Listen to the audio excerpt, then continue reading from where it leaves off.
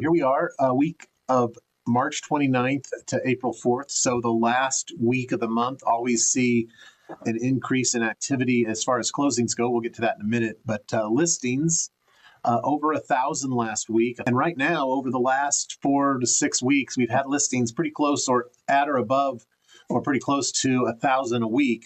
And that's a pretty healthy listing turnover or activity in the listings added.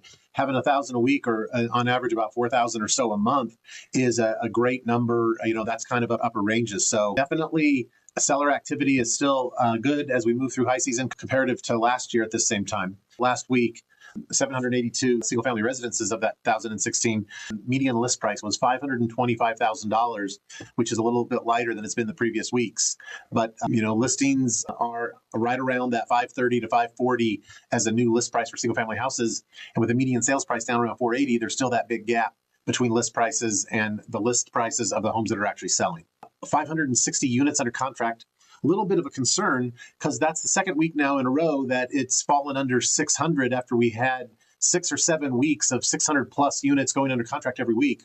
Now, I think what we're seeing right here are the results of that bump in interest rates that happened after the war started, and the activity that's moving forward and has been going under contract has seen fewer buyers in the market since the war started and interest rates went back up and fears of inflation, including gas prices, elevated. That's something we need to watch because while we were seeing buyer demand and activity increase in the first couple of months of the year, it seems to have softened somewhat as we move through March and get ready to head into high season.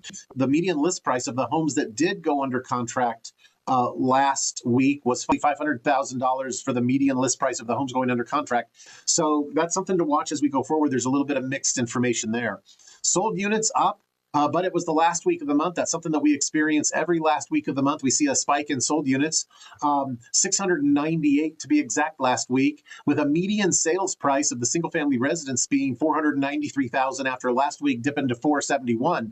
But if you look at the March weeks, we got 470, 490, 495, 471, and 493. So 3 weeks up in the 490s and 2 weeks down in the 470s. It'll be interesting when the numbers come out this week for the March report to see where March lands. I'm predicting that it's pretty stable.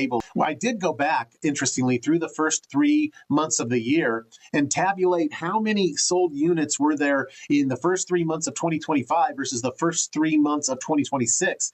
Remember that when we started the year, we anticipated that sales would be up 5 to 10% in 2026. And we thought that was going to be some positive news. But that was before interest rates spiked back up as a result of that start of the war and when they reached the mid sixes. Now they have softened some, but still activity is slower. And so if you look in 2025 through the first 3 months, there were 6,955 total units closed. And through the first 3 months of 2026, only 6,849 units, or 106 fewer units closed in the first quarter of 2026 than in the first quarter of 2025. That's down only 1.5%, but it doesn't so far in the first quarter of this new year suggest that sales might be up 10%. We need high season to rally here. These next 3 months are going to really shake out if 2026 is going to indeed be better or slightly worse than 2025. We'll be watching that as we move forward. So a lot of good information here in this week's report. Excited for the end of the month data, which comes out for us today, and we'll be sharing that with you real soon. So keep your eyes peeled for what's happened in March, and we'll give you an end of the first quarter kind of summary. Should be exciting.